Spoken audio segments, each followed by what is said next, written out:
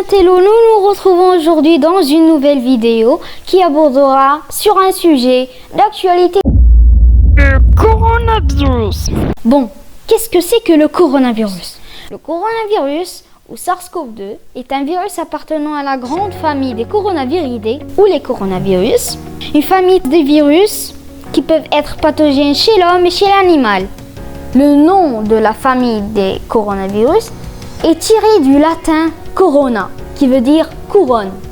Et cela s'explique par l'apparence des protéines fixées sur la membrane virale ou le virus, qu'on appelle en langage scientifique les spikes. Il ressemble à des pics de couronne. C'est pour cela qu'on l'a nommé de cette façon. La pandémie du coronavirus qui a débuté à Wuhan en Chine n'est pas unique dans l'histoire de l'humanité. Et ceci, il faut le savoir, car en 1918, une pandémie causée par le virus H1N1 a, elle, enregistré près de 20 à 50 millions de morts selon les approximations.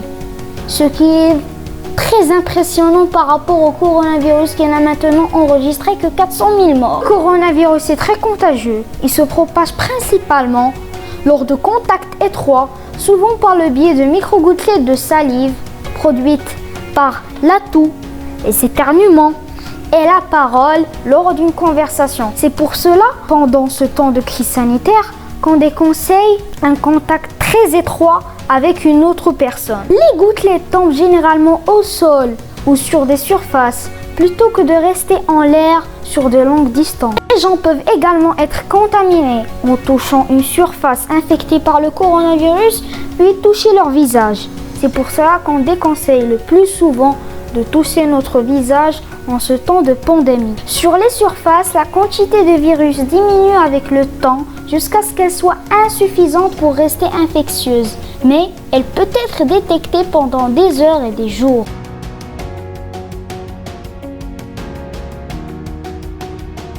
Comme vous le savez, il n'y a pas de traitement spécifique ou de vaccin pour le Covid-19.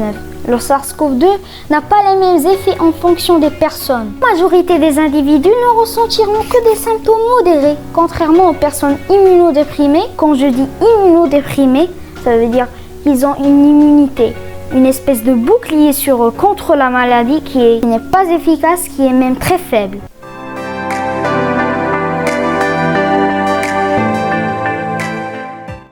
Remarque, ce n'est qu'une vidéo explicative très simple sur le sujet.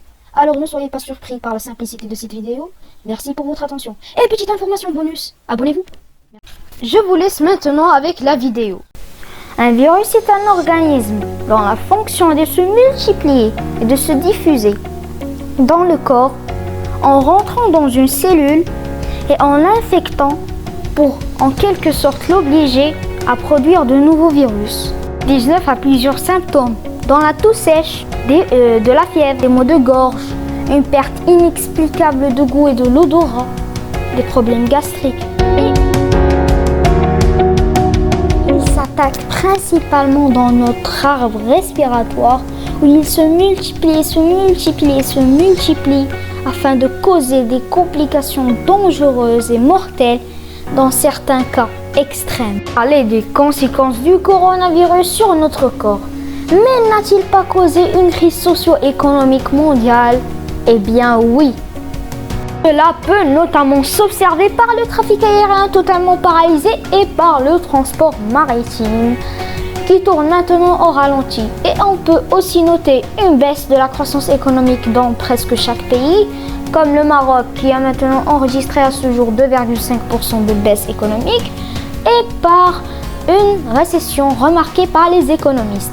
Et par encore une baisse de production de pétrole. Quand je dis qu'une récession a été remarquée, ça veut dire qu'une baisse de l'offre et de la demande a été remarquée. Bilan de cette crise économique très importante, 3% du PIB mondial, soit des milliards de dollars partis en fumée.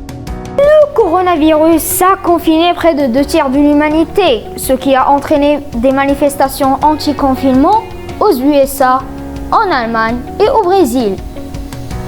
Et ce qui a aussi entraîné les recherches psychologiques sur les effets du confinement sur notre cerveau. Nous arrivons à la fin de cette vidéo et merci pour votre attention. Si la vidéo vous plaît, n'hésitez pas à liker les vidéos, vous abonner à la chaîne et la partager sur les réseaux sociaux. Merci pour votre attention et ciao ciao!